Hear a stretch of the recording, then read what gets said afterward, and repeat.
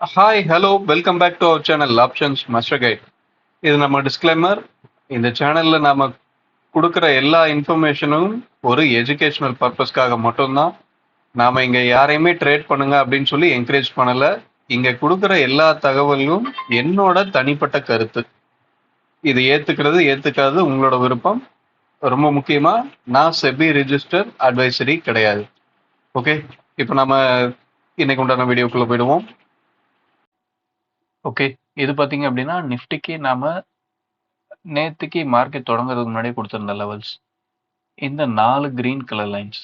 இதை தான் நாம S1 S2 R1 R2 அப்படின்னு சொல்லி கொடுத்துருந்தோம். இந்த லெவல்ஸை தாண்டி நாம என்ன சொல்லியிருந்தோம் அப்படின்னா மார்க்கெட் 24,750 இந்த ஸ்ட்ரைக்குக்கு மேல நின்று ப்ரீமியம் சப்போர்ட் கிடைக்கிற பட்சத்துல அப்சைட் போவோம் அப்படின்றத சொல்லியிருந்தோம்.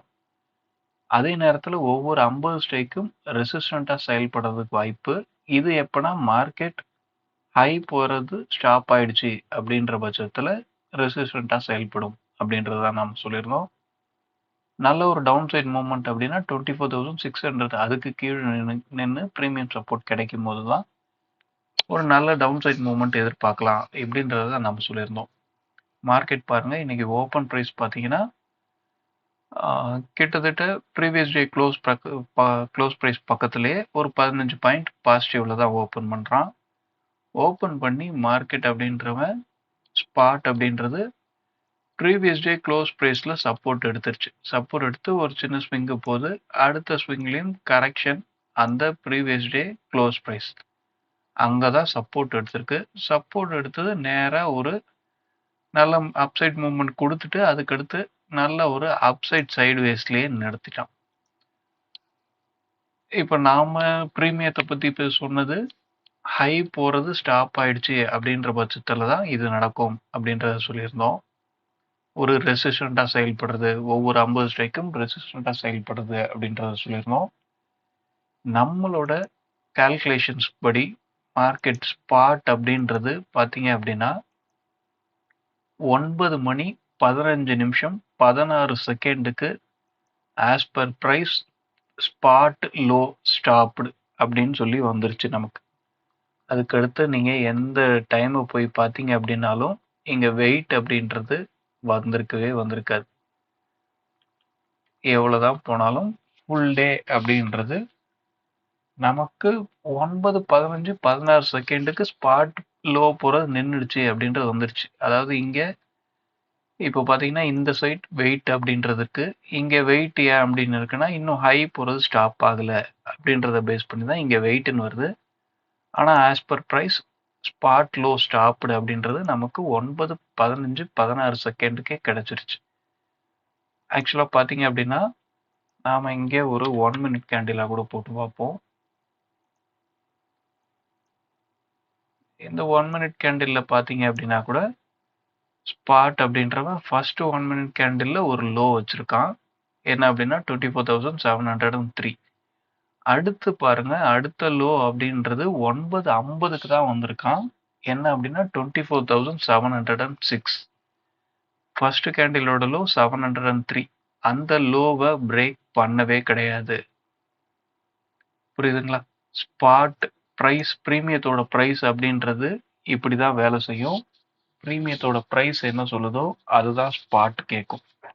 ஸ்பாட் அப்படின்றவன் ஃபர்ஸ்ட் கேண்டில்லே அவனோட லோ முடிஞ்சு போச்சு அப்படின்றது தான் ப்ரீமியம் சொல்லிடுச்சு.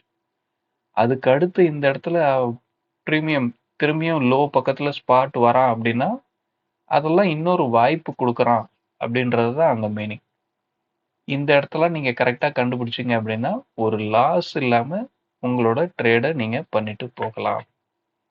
இதெல்லாம் எப்படி அப்படின்னு நீங்கள் தெரிஞ்சுக்கணும் அப்படின்னு நினச்சிங்க அப்படின்னா நம்மளோட கோர்ஸை இந்த வாட்ஸ்அப் நம்பரில் நீங்கள் காண்டாக்ட் பண்ணி டீட்டெயில்ஸ் கேட்டு அடுத்த கோர்ஸில் நீங்கள் ஜாயின் பண்ணிக்கலாம்.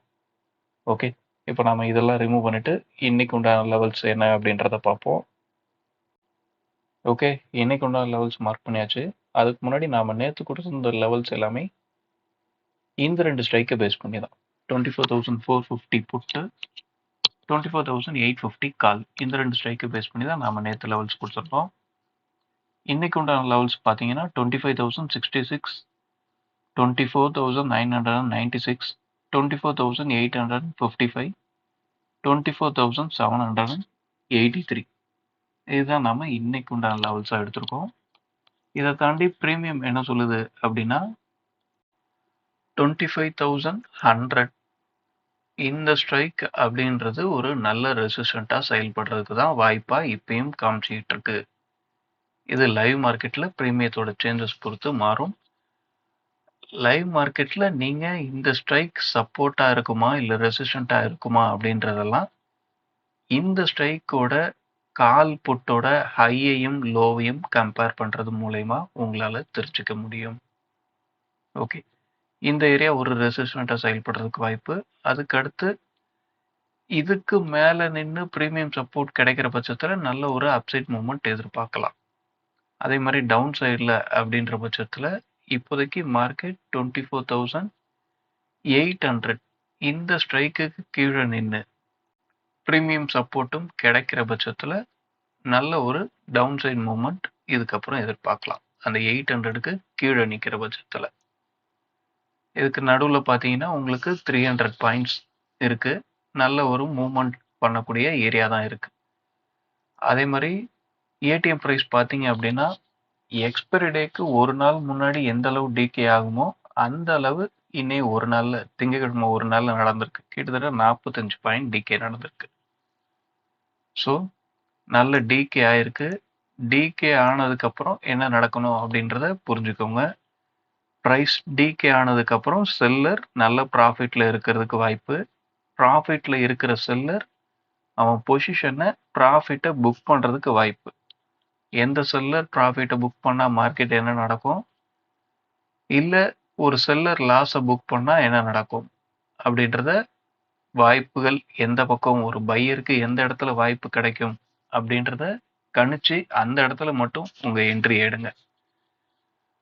நாம கொடுத்துருக்க இந்த லெவல்ஸ் நாம சொல்ற விஷயங்கள் எதுவுமே பை பண்றதுக்கோ இல்ல செல் பண்றதுக்கோ கிடையாது. இது எல்லாமே பிரீமியத்தை பேஸ் பண்ணி நீங்க எப்படி மார்க்கெட்டை பார்க்கணும் அப்படின்றது மட்டும்தான். அதை நீங்க தெரிஞ்சுக்கணும் அப்படின்றதுக்காக தான் இந்த லெவல்ஸ் எல்லாம். இந்த லெவல்ஸ் எல்லாம் எந்த ஸ்ட்ரைக்கு பேஸ் பண்ணி எடுத்திருக்கு அப்படின்றத நீங்க கண்டுபிடிச்சீங்கன்னா அந்த ஸ்ட்ரைக் லைவ் மார்க்கெட்ல எப்படி ட்ரேட் ஆகுது அப்படின்றத வாட்ச் பண்ணுங்க. அதை நீங்க தொடர்ந்து வாட்ச் பண்ற பட்சத்துல எந்த நேரத்துல எந்த மாதிரியான முடிவு எடுக்கணும், ஒரு பையருக்கு எந்த இடத்துல வாய்ப்பு கிடைக்கும் அப்படின்றத உங்களால புரிஞ்சுக்க முடியும். ஓகே, வீடியோ பிடிச்சிருந்தா லைக் பண்ணுங்க, ஷேர் பண்ணுங்க, கமெண்ட் பண்ணுங்க, சப்ஸ்கிரைப் பண்ணுங்க. அடுத்த ஒரு வீடியோவில் சந்திப்போம். தேங்க்யூ, பாய்.